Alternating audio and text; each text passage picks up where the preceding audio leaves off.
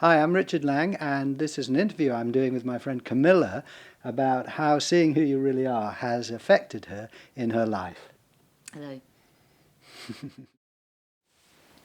So I know, Camilla, that seeing has really helped you at a particular point in your life, and I wondered if you'd like to share that with us. Well, that particular point began in 1997 when I and my partner John went to Chechnya to help set up a centre, a rehabilitation centre for the children who had been war traumatised. And A very brave thing to do. brave, mad. But we did feel really compelled. I mean, I really felt pushed. You know, it was like a sort of slap in the heart, really, because very little was being done for them. And we had we have a friend, Chris Hunter, who is actually working down there already, and he actually asked us to go. And we did work with the children. We worked for over 2 months, helping them release their fear by using all the expressive arts, art, drama, music, and also games, sport, and counselling, individual and group counselling. Wonderful. And I also started teaching them some qigong exercises to help them balance up their energy, to give them core strength, and visualisation, so that they could take themselves to a safe place before they went to sleep, because they were having nightmares. Yes, they were traumatised. Absolutely. And we did performances at the end of each week, and they loved it, and they were absolutely brilliant. And of course that was great for their confidence, and also their carers and guardians could see them, and that's when we got the feedback, how well it was working. And then about 2.5 months in, we were in our house. We usually shared it with 10 people, but it was a bit of a holiday, so there were only John and me and our 2 armed guards.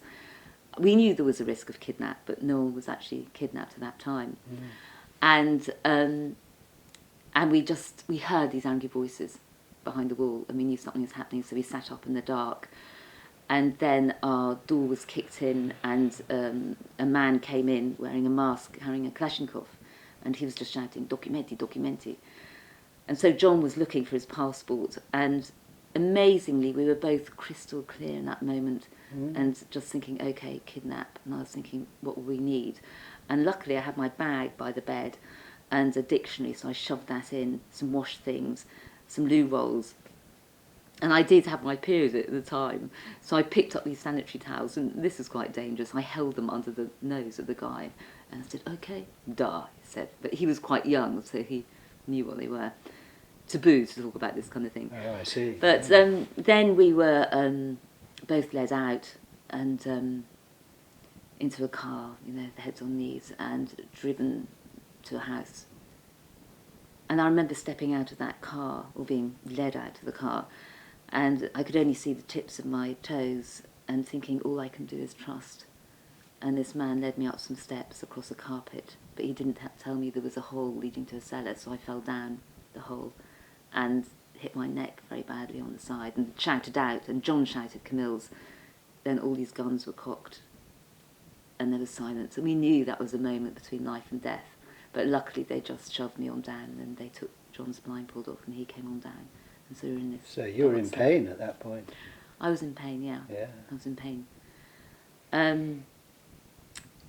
And of course the next day we knew we had to start a dialogue with these men. In fact, in the night, our minds were going round and round, you know, how long are we going to be here, how much money will they want? And then we looked for a bucket, and there was no bucket. And so I knocked on the trapdoor, and I could hear this clink of guns and heavy boots, and then suddenly it opened, and there was a muzzle of a gun about there, above my forehead. And I looked up into the eyes of the man that was carrying it, and they were blank. And I knew that it didn't actually matter what I said, because if he didn't like it, he would just pull that trigger. He was so divorced from his humanity by whatever he had gone through. So I just started speaking very quickly, saying, "Voda pожалуйста, menstruati," and I thought, yeah, so similar. And luckily another man came alongside him, and ran off and came back with a pink plastic jug of water. And, you know, I knew I wasn't going to get anything else, so I just said spasiba, and the lid came down. And John, who's very practical, found this cardboard box and a plastic bag, so that's what we used that night.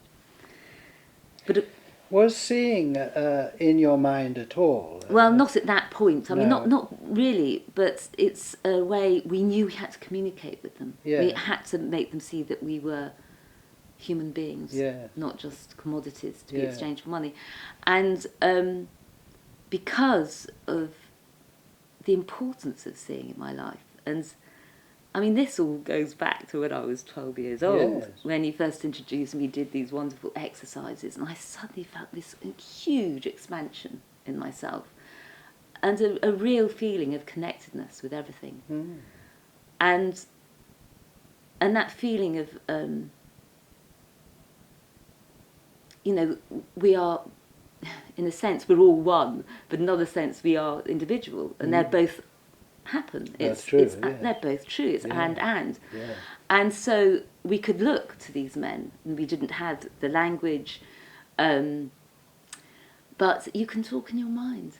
You know, you can reach through. And there was a particular point where one of them was had manacled John's hands to the ladder and was playing with a knife, and he was just saying, "Oh, your story of working with the children is rubbish. You're spies, spion." And there's only so much you can go on saying, "No, we came here to help your children." And then you just talk. And I was looking up at him saying, "Look, GA, guardian angel," we gave them nicknames. "Look, somewhere inside you knows that what you're doing is wrong."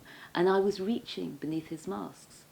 And that mask of fear, the mask of anger, the tears, to find that small flame of communication. Because I knew in one sense he was looking out of the same space as I was. Yes. And it also meant that we did not have to take on that role of victim. And that was really important. So we had this very strong sense of our self-identity. And I think that also came out of seeing for me. What a marvellous resource to have in such a difficult situation. It was huge. Yes. I mean, I imagine you weren't always thinking about it, but it was there. It was where you were coming from. And the fact that you could reach out to them and recognise that they were coming from the same openness as Yeah. you were. Yeah. I mean, John hasn't really done so much seeing, but he does. He worked with Native American Indians and transpersonal psychology, so that was another way that he could really understand, you know, the oneness and sort of really a sense of compassion. I was raped, and I was raped over a period of time by one of the men, and of course that was really, really hard and very, very hard for John. But again, I mean, well, I was fortunate enough actually to have a kind of confrontation, you know, a few months down the line with him. And I remember I had the dictionary, and he was saying, and I'd actually said no, you know, I said no, and he was saying, "Pajimu, why?" And I opened the dictionary and I just said, "No sex, no violence." And he looked at me and said, "But you, Western woman, free sex." Because that was his, you know, all he knew about Yes. Western women was seeing these awful American and British movies, films. Yeah. And, but again, you know, I knew he was coming from a place of ignorance. And that's where abuse comes from. And that confrontation helped me to let go and sort of work through my own healing. And of course you have to acknowledge the anger and the tears, but then sort of coming to a place of peace. And certainly if he walked through that door now, I would just talk to him and say, "Do you realise, you know, how you're What affecting you another did. human being?" Yes. When you look back on it now, where are you at then, and how? And does seeing, is it part of that? I'm sure it is. I'm just fishing. Well, I'm not quite sure what you mean. I mean, it's so intrinsic to my being in a way. Yeah. And although I find it quite hard to explain the experiments because it's such a experiential thing, it's a visual thing, unless you actually do them. It's hard to explain. But It's where you're coming from. yeah.